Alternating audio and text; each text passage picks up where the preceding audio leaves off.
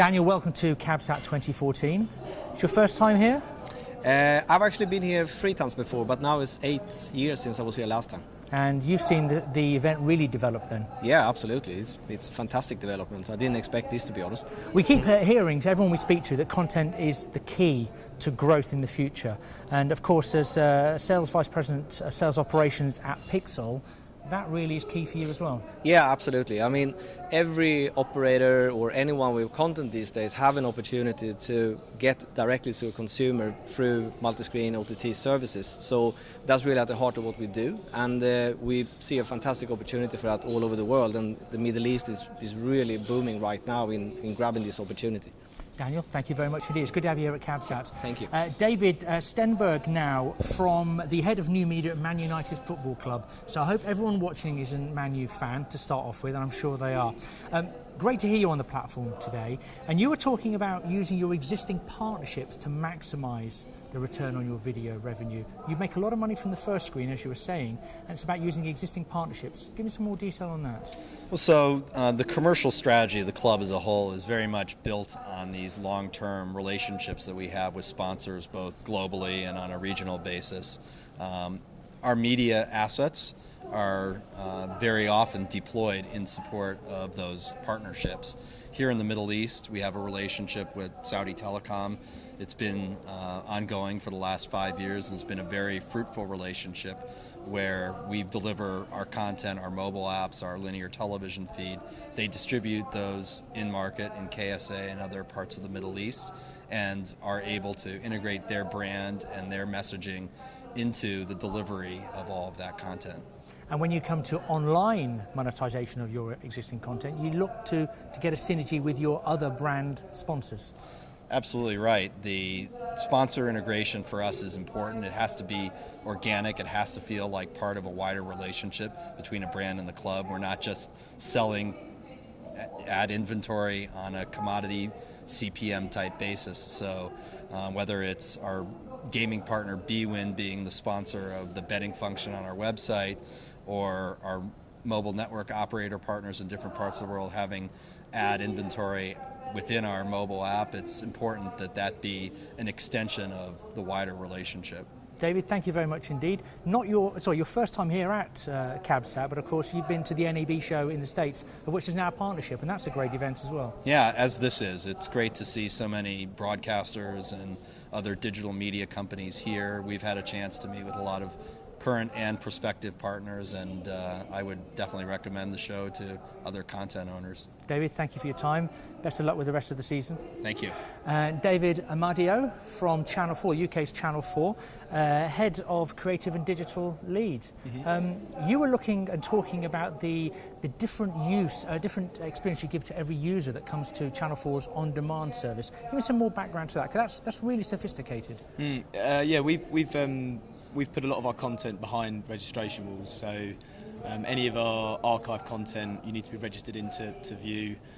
We also premiere a lot of shows before they actually hit the linear feed now. So we've now collected 10 million registered users, and what that means to us is that we know exactly what they're doing. We've got a one-on-one relationship with them, so we can recommend them certain content. It can help us shape our marketing towards them. It can help us shape our scheduling on the linear platform as well, which is a bonus we didn't really see coming.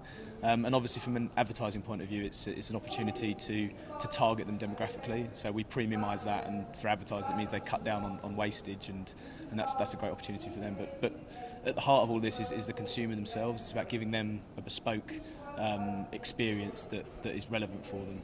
And you spoke as well about not expecting an immediate return on the investment in this future technology. Yeah, I think that's quite key. I think whenever you embark on anything first, you need to go into it with your eyes wide open. And I think launching on lots of different platforms is, it's expensive. It costs a lot of money. It's labour intensive as well. You've got to get a lot of resource in place. And for every pound we make on the linear side of things, we have say one person, but that's 3 people to every pound on the digital side. So it can be more expensive, but it's a long game, and I think you have to view it as such. And your time here at CABSAT for this year, is your first time here? Yeah, first time in Dubai actually as well. So. And how have you found it? Yeah, really enjoying it actually. Yeah, it's really interesting to hear from other broadcasters and their experiences, and I think we're lucky to be in the UK, quite far ahead of the curve, and it's great to be able to sort of share some of our mistakes with them, so they don't maybe make the same as us. And I did like your comment that the £1 million drop may not be a very popular show here. I thought that was very it's good. It's called the £1 billion drop over here, isn't it? David, thank you for your time. Pleasure. Thank you. And our final David Hansen, Director of Digital at OSN. Welcome to CabSat TV. Thank you. Obviously, you're in the region.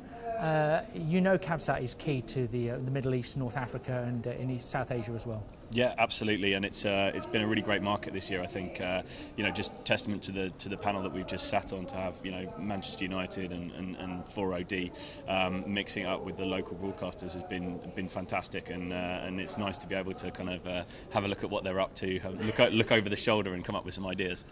We were you're on there talking about using multi-screen strategies to sort of fuel the growth, as it were. Yeah. And you spoke of the bells and whistles model and letting the end user decide what they wanted. Yeah, well, I think it kind of fed off of something that Channel 4 David was saying about the model that they have and the advertising that's in there. And obviously, with us being a subscription business, our needs are very different.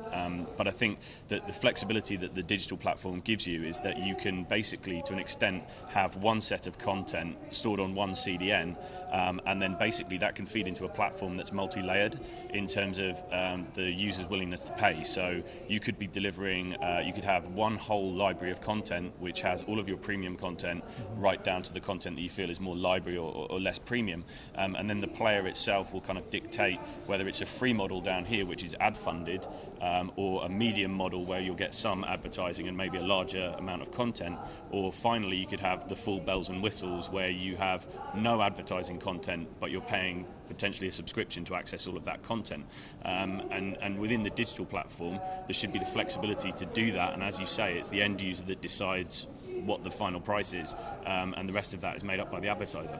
And you were saying as well, when you first started to get back that tracking information, for want of a better word, from your users when you went online, it enabled you to open your eyes to actually what your schedule was about. Absolutely. I mean, I've been with OSN and then Showtime for about 9.5, 10 years, and back in the early days, it did feel like, from a programming point of view, we were just throwing it out into the night sky, and we really didn't know who was watching what content and how. And as soon as we launched the digital platform with its return path, the information that we got was just that much more valuable to us, and we always anticipated that it would allow us to kind of tailor and customize the actual digital platform. But I think the way that it's actually allowed us to feed that information back into the legacy business, the linear business, and actually make smart choices on what content works versus cost is invaluable to us, and it's something that we'll probably do a lot more of going forwards. David, thank you very much for your time. Thank you.